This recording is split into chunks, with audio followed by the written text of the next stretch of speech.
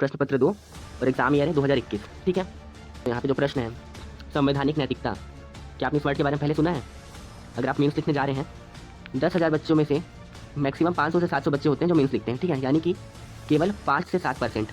ऐसे में जब हमको मीन्स लिखने का मौका मिलता है तो हम चूक नहीं सकते यहाँ पे। ठीक है, आपने पॉलिटी पढ़ी है, इसकी जो विशेषताएं हैं ये वाले पार्ट से क्वेश्चन है और बुनियादी संरचना इस पार्ट से। ठीक है, ठीक है। अब एम लक्ष्मीकांत में दोस्तों, क्या आपने संवैधानिक नैतिकता जैसे वर्ड को पढ़ा था? क्या आपको याद है? ऐसा कुछ आपने पढ़ा है? तो दोस्तों फिर इसका आंसर कैसे लिखोगे आप कि क्या क्या संस्तुतियाँ की गई हैं वित्त आयोग द्वारा? ठीक है, अब तो 15वां आ गया है, लेकिन आपको ये पता होना चाहिए point two point, point number 1 ये, पॉइंट नंबर 2 ये, पॉइंट नंबर 3 ये, पॉइंट नंबर 4 ये। जब आप ऐसे आंसर लिखेंगे तब कहीं चांस है कि आपको मार्क्स मिलेंगे। ठीक है, सब उसके सामने लिखे संविधान का आधारभूत ढांचा, मेनका गांधी केस, जीवन का अधिकार, पुट्टा स्वामी केस, निष्ठा का अधिकार। ठीक है, कुलदीप नैयरवाद। ठीक है, जितने भी इंपॉर्टेंट केसेस हैं चीज कुल बस लिख देना था और आप आराम से 10 में से दोस्तों आपको 8 नंबर 7 नंबर मिल जाते हैं। समझ रहे हैं आप? तो आंसर राइटिंग दोस्तों आपको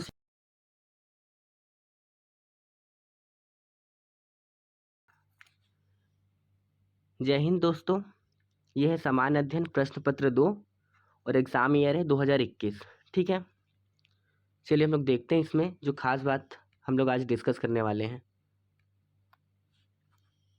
देखिए दोस्तों, यहाँ पे जो प्रश्न है संवैधानिक नैतिकता, क्या आपने इस वर्ड के बारे में पहले सुना है? अगर आप मीन्स लिखने जा रहे हैं तो ये वर्ड आपको पता होना चाहिए, लेकिन आपने इससे पहले अगर आप इतने लंबे समय से तैयारी कर रहे हैं तो क्या आपको आइडिया है कि संवैधानिक नैतिकता है क्या? ठीक है, चलिए प्रश्न को देखते हैं कि संवैधानिक नैतिकता की जड़ संविधान में ही निहित है और इसके तात्विक फलकों पर आधारित है। संवैधानिक नैतिकता के सिद्धांत के प्रासंगिक निर्णयों की सहायता से विवेचना करना है। ठीक है दोस्तों, हिंदी मीडियम में 10,000 बच्चों में से मैक्सिमम 500 से 700 बच्चे होते हैं जो मेंस लिखते हैं। ठीक है, यानी कि केवल 5 से 7%। ऐसे में जब हमको मेंस लिखने का मौका मिलता है तो हम चूक नहीं सकते यहाँ पे। ठीक है, आपने पॉलिटी पढ़ी है। ठीक, ये जो क्वेश्चन है संवैधानिक नैतिकता, ये सिलेबस के किस पार्ट से आपको आइडिया है? देखिए, ये जो क्वेश्चन है सिलेबस के एकदम फर्स्ट पार्ट से है, भारतीय संविधान से। ठीक है, इसकी जो विशेषताएं हैं ये वाले पार्ट से क्वेश्चन है और बुनियादी संरचना इस पार्ट से। ठीक है, तो जब क्वेश्चन ये दोस्तों सीधा सीधा हमारे सिलेबस से है, आपने एम लक्ष्मीकांत पढ़ा है इसकी तैयारी के लिए। ठीक है, अब एम लक्ष्मीकांत में दोस्तों क्या आपने संवैधानिक नैतिकता जैसे वर्ड को पढ़ा था? क्या आपको याद है? ऐसा कुछ आपने पढ़ा है? तो दोस्तों फिर इसका आंसर कैसे लिखोगे आप? देखिए, यहाँ पे बात ये नहीं है कि इसका आंसर आप कैसे लिखेंगे, लेकिन आपको एक चीज़ ध्यान रखनी है कि जब भी आप आंसर राइटिंग करने जाते हैं तो आप हमेशा याद रखिए कि आपको इस तरीके के प्रश्नों को ही टैकल करना पड़ेगा। ये यूपीएससी का प्रश्न है जिसका आंसर 150 वर्ड्स में लिखना है और 10 नंबर का क्वेश्चन है ये। ठीक है, तो अब आप यहाँ पे क्या करोगे अगर आपने ये वर्ड सुना ही नहीं है तो? और ऐसे बाकी क्वेश्चन को भी मैं आपको एग्जाम्पल देके दिखाऊंगा, सब ऐसे ही हैं। तो दोस्तों हमारे साथ प्रॉब्लम ये हो जाती है ना कि हम एक्चुअल में क्वेश्चन को समझ नहीं पाते हैं, और जब आप क्वेश्चन को समझ ही नहीं पाओगे तो फिर आंसर, उसका सही आंसर कैसे लिखोगे? और जाहिर सी बात है ऐसे में आपके नंबर कम होंगे ही, क्योंकि जो पूछा गया है आप तो वो लिख नहीं रहे हो। तो ऐसा ये नहीं कि सिर्फ ये क्वेश्चन ऐसा है, ऐसे सारे क्वेश्चन हैं। मैं एक एग्जाम्पल के रूप में इस क्वेश्चन को ले रहा हूँ और इस तरीके के प्रश्नों को कैसे टैकल करना है। तो देखिए, सबसे पहले तो आपको समझना पड़ेगा कि इन वर्ड्स के मीनिंग्स आपको पता होने चाहिए। अगर आपको नहीं पता है तो कम से कम आपको ये करना चाहिए कि आप इस वर्ड को तोड़ें। बहुत सारे क्वेश्चन में आपको यही करना पड़ेगा। आपको नैतिकता पता है, आपने एथिक्स के पेपर में जो है मोरालिटी और एथिक्स पढ़ा हुआ है। ठीक, और यह है संवैधानिक नैतिकता, इसके बारे में आपको बताना है। क्वेश्चन देखिए, क्वेश्चन इतना घुमावदार है, इसके तात्विक फलकों पर आधारित है। इसका आप क्या मतलब निकालेंगे? ठीक है, तो ये क्वेश्चन का जो मेन टॉपिक है दोस्तों वो है संवैधानिक नैतिकता। ठीक, अब इसके ऊपर ही, इसके इर्द गिर्द ही आपको अपना आंसर लिखना है, लेकिन आंसर जो आप देंगे उसमें जो एग्जाम्पल होगा आपका न्यायिक निर्णय, यानी जो सुप्रीम कोर्ट के जजमेंट्स होते हैं, हाई कोर्ट के जजमेंट्स होते हैं, उनको आपको इंक्लूड करना है। ठीक है, तो दोस्तों इस वर्ड का सिंपल सा मीनिंग अगर आप निकालें, संवैधानिक, ठीक है, ये हो गया संविधान, और नैतिकता यानी संविधान के नियमों का पालन करना, संविधान में जो चीज़ें दी गई हैं उनको बनाए रखना, ये है संवैधानिक नैतिकता। ठीक है, और इसमें दूसरा चीज़ आपको ये बताना है कि संविधान में ही निहित है, इसके तात्विक फलकों पर आधारित है।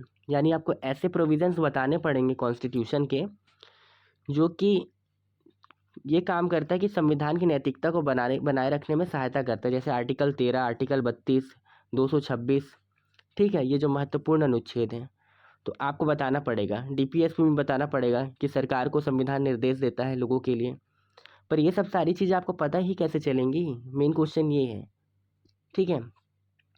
तो आपको सबसे पहला स्टेप दोस्तों करना ये पड़ेगा कि आप सिलेबस को प्रॉपरली याद करिए दोस्तों, प्लीज़ सिलेबस को आप याद करिए किसी भी तरीके से, रोज़ देखिए उसको, ठीक है। और ये जो क्वेश्चन है ना, इसको लिंक करिए सिलेबस के किस पार्ट से आया है, ताकि आपको पता चले कि जब आप पढ़ रहे हैं तो आपको किस तरीके की चीज़ों को ध्यान में रखना है। देखिए दोस्तों, नॉलेज तो बहुत इकट्ठा हो जाता है, आप जितने साल पढ़ेंगे उतना नॉलेज गैदर करेंगे, लेकिन दिक्कत ये है कि उस नॉलेज का अगर आप यूज़ नहीं कर पा रहे हैं, एप्लीकेशन नहीं कर पा रहे हैं, तो आप इस एग्ज़ाम में फ़ेल होने वाले हैं, ठीक है, आप फेल हो जाएंगे। तो देखिए, इसमें आपको करना ये पड़ेगा कि दूसरा जो पार्ट इसमें क्वेश्चन का है, संवैधानिक नैतिकता के सिद्धांत की प्रासंगिक न्यायिक निर्णयों की सहायता से विवेचना कीजिए। अब यहाँ पे आप सोच सकते हैं आप क्या क्या लिखेंगे। सबसे पहले मैं बताता हूँ दोस्तों, आपको पता है केशवानंद भारती केस के बारे में लिखेंगे, जहाँ से आधारभूत संरचना कॉन्सेप्ट आया कि हाँ, ये एक ऐसा जजमेंट था सुप्रीम कोर्ट का जिसने कि संवैधानिक नैतिकता को बरकरार रखने में एक प्रमुख भूमिका निभाई, ताकि सरकार अपने मन मर्जी से संविधान को चेंज ना कर पाए।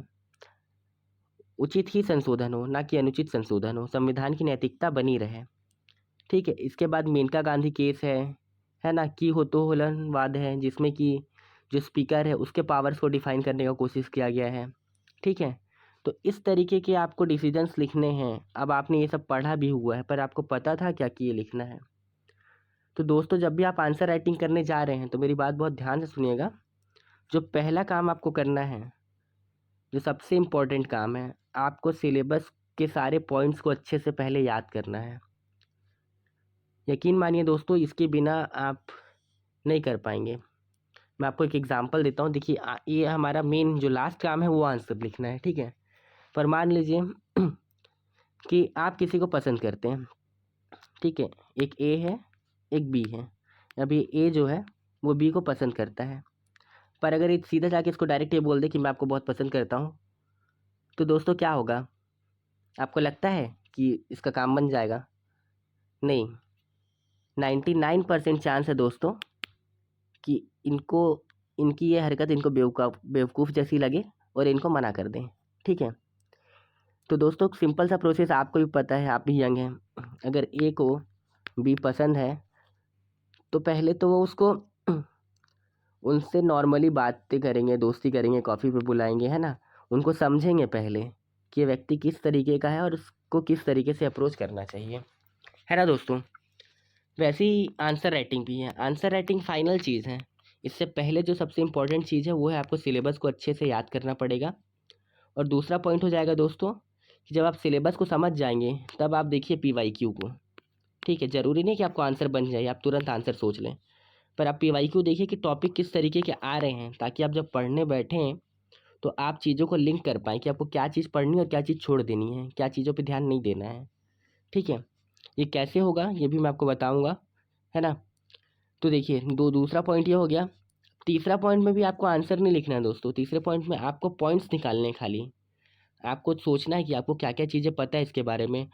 आप आंसर डायरेक्ट मत देखिए, आप पहले सोचिए कि संवैधानिक नैतिकता का आप क्या मतलब निकाल पा रहे हैं, ठीक है। आप कौन कौन से ऐसे न्यायिक निर्णय हैं, ऐसे कौन कौन से केसेस हैं, ठीक है, ऐसे कौन कौन से जुडिशियल डिसीजंस हैं जिनको आप याद कर पा रहे हैं, आप रिकॉल कर पा रहे हैं, ठीक है। पहले आप अपने आप को चेक करिए, उसके बाद फिर आप इसका आंसर देखिए। फ्रेमिंग करिए। तीसरे पॉइंट ये है कि आपको फ्रेमिंग करना है आंसर। चौथी बार आपको फिर लिखना है, ठीक है। और पांचवी बार आपको ट्राई करना है कि आप सही स्पीड में लिखें, तब जाके आपका आंसर राइटिंग का जो ये पूरा प्रोसेस है ये एक बार में नहीं, टोटल 5 स्टेप में कंप्लीट होगा, ठीक है। तो 1 से 5 तक जाने के लिए दोस्तों आपको बहुत मेहनत करना पड़ेगा, ठीक है। मैं आपको बीच बीच में गाइड करूँगा। ये सारे जो क्वेश्चंस हैं मैं आपको सारे क्वेश्चंस के फ्रेमिंग करके बताऊँगा, ठीक है, कैसे करना है क्या करना है। जैसे देखिए 3rd नंबर का क्वेश्चन ही देखिए एक बार। वित्त आयोग का क्वेश्चन है 14th, ठीक है। तो राज्यों को अपनी राजकोषीय स्थिति सुधारने के लिए कैसे सक्षम किया है, अब आपको ये बताना है। इसका सीधा सा मतलब है दोस्तों कि आपको एक्चुअल में पॉइंट टू पॉइंट ये पता होना चाहिए कि क्या क्या संतुतियाँ की गई हैं वित्त आयोग द्वारा। ठीक है, अब तो 15वां आ गया है, लेकिन आपको ये पता होना चाहिए point two point, point number 1 ये, पॉइंट नंबर 2 ये, पॉइंट नंबर 3 ये, पॉइंट नंबर 4 ये। जब आप ऐसे आंसर लिखेंगे तब कहीं चांस है कि आपको मार्क्स मिलें। चलिए अब मैं आपको एक एग्जाम्पल देता हूँ इस क्वेश्चन का। ठीक है, अब संवैधानिक नैतिकता सिंपल सा क्वेश्चन है। ठीक है, आपको पहले इस वर्ड को डिफाइन करना है और ये जस्टिफाई करना है कि कॉन्स्टिट्यूशन के वो कौन कौन से प्रोविज़न हैं संविधान में ही निहित है। मतलब आपको आर्टिकल बताना पड़ेगा, संविधान में क्या है, आर्टिकल है ना, अनुसूची है। तो आपको बताना पड़ेगा कि कौन कौन से आर्टिकल ऐसे हैं जो कि संवैधानिक नैतिकता को बनाए रखने में सहायता करते हैं। जैसे फंडामेंटल राइट, क्योंकि संविधान का जो प्रयास है पूरा पूरा वो ये है कि नागरिकों के अधिकारों की सुरक्षा हो, इसके लिए संविधान में ये प्रावधान है। आप इसका एग्जाम्पल दे सकते हैं, डीपीएसपी का दे सकते हैं। डीपीएसपी के आप कितने सारे ऐसे अनुच्छेद है जो आप लोगों ने याद करके रखा हुआ है प्रीलिम्स के लिए। आप एग्जाम्पल दे दीजिए ना, अस्पृश्यता का उदाहरण ले लीजिए, आर्टिकल 17। ठीक है, आर्टिकल 17 में लिखा हुआ है छुआछूत नहीं होना चाहिए, तो वहाँ से ये बचेगा। ठीक है, इसको भी ज़्यादा आपको डिफाइन नहीं करना है, इसको आप 50 वर्ड में ख़त्म करिए और बाकी 100 वर्ड में आपको ये बताना है संवैधानिक नैतिकता के सिद्धांत में न्यायिक निर्णय का क्या रोल है। तो उसमें आप लिखिए सबसे पहले Keshavananda Bharati case, point number 1। ठीक है, उसके सामने लिखिए संविधान का आधारभूत ढांचा, मेनका गांधी केस, जीवन का अधिकार, पुट्टा स्वामी केस, निजता का अधिकार। ठीक है, कुलदीप नैयरवाद। ठीक है, जितने भी इम्पोर्टेंट केसेस हैं जो आपको सीधा सीधा मिल जाएगा लक्ष्मीकांत में, है ना, वहाँ पे उन चीज़ों को ऐसा मार्क करिए कि हाँ ये केस है, ये याद रखना है और ये इस टॉपिक से लिंक करता है, ये केस इस बारे में है। क्योंकि आपको यहाँ पे लाइन टू लाइन उस चीज़ को बस लिख देना था और आप आराम से 10 में से दोस्तों आपको 8 नंबर 7 नंबर मिल जाते हैं। समझ रहे हैं आप? तो आंसर राइटिंग दोस्तों आपको सीधा नहीं जाना है अगर आपको सिलेक्शन लेना है तो। ठीक है, सिंपल सी बात है, आपको थोड़ा सब्र करना पड़ेगा। ठीक है, अगर आपको ए से बी तक जाना है तो उसका एक प्रोसेस है, आपको उस प्रोसेस को समझना पड़ेगा। मैंने आपको 5 चरण बताए हैं, क्या क्या करना है मैं एक बार रिपीट कर देता हूँ। ठीक है, पहले में आपको सिर्फ सिलेबस देखना है दोस्तों, बहुत ध्यान से याद करना है बल्कि सिलेबस को पॉइंट टू पॉइंट। दूसरा काम ये करना है कि आपको पीवाईक्यू देखना है और उसको सिलेबस से लिंक करना है कि किस टॉपिक से आ रहा है। ठीक है, तीसरे पॉइंट में आपको खाली फ्रेमिंग करना है, आंसर फिर भी नहीं लिखना है। और चौथे पॉइंट में आप जब फ्रेमिंग कर लिए हैं, जब आप कंटेंट खोज लिए हैं, उसके बाद फिर आपको आंसर लिखना है।